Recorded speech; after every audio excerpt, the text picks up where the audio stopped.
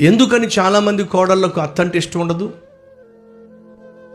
కారణం తెలుసా? ఏంటమ్మా అంతసేపు పడుకున్నావు, 7-8 గంటల దాకా పడుకుంటే ఇంటికి శనమ్మ, లేయమ్మ, పని చేయి అని చెప్పే అత్త అంటే అస్సలు ఇష్టం ఉండదు.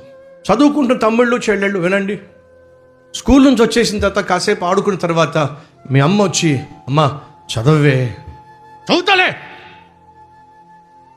తండ్రి వచ్చి, రే అలా కూర్చొని టీవీ ముందు కూర్చొని చూస్తూ ఉండకపోతే, ఆ వీడియో గేమ్స్ ఆడుకుంటూ ఉండకపోతే, ఆ సెల్ ఫోన్లో అస్తమానం ఆడుకుంటూ ఉండకపోతే కాస్త చదవచ్చు కదరా అని అంటే వాడు సీరియస్గా చూస్తాడు. ఏం చేయమంటున్నాడు తండ్రి? కష్టపడి చదవమంటున్నాడు. చదివితే ప్రయోజకుడు అవుతాడు, ఉద్యోగాలు వస్తాయి. అదేమిటో చదవమంటే పిల్లలకు కష్టం, ఇంటిలో వంట పని ఇంటి పని చేయమంటే భార్యకు కష్టం. ఏమండి, ఉద్యోగం చేయకుండా ఇంట్లోనే పడుంటే ఎలాగండి? ఇల్లు ఎలా పోషిస్తారు? పిల్లల్ని ఎలా చదివిస్తారు? దయచేసి ఏదో ఒక ఉద్యోగం చూసుకోండి అంటే మొగుడికి కష్టం.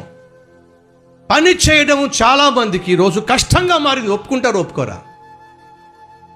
కొంతమంది అత్తలు ఉంటారు, పాపం పొద్దున్నే లేచి ఇంటి పని వంట పని అంతా చేసి 6-7 గంటలు పనిచేసి వచ్చి అక్కడ కూర్చుని కాసేపు ఫ్యాన్ కింద కూర్చుని టీవీ ఆన్ చేస్తే, ఏమ్మా అలా వచ్చి టీవీ చూస్తున్నావు, లే పైకి వెళ్ళి బట్టలు ఆరినయో లేవో చూడు. అత్తయ్య 1 గంట సేపు అయ్యింది ఆరేసి, అయినా వెళ్ళి చూసిరా. కూర్చుంటే కొంతమంది కత్తులు అత్తల కోడలు కాసేపు కూర్చుంటే కొంతమంది అత్తలకు అస్సలు కుదరదు. కోడల్ని ఎప్పుడు చూసినా సరే ఒక పని మనిషిగానే చూస్తుంది తప్ప ఒక మనిషిగా చూడరు. ఉన్నారు అలాంటి అత్తలు.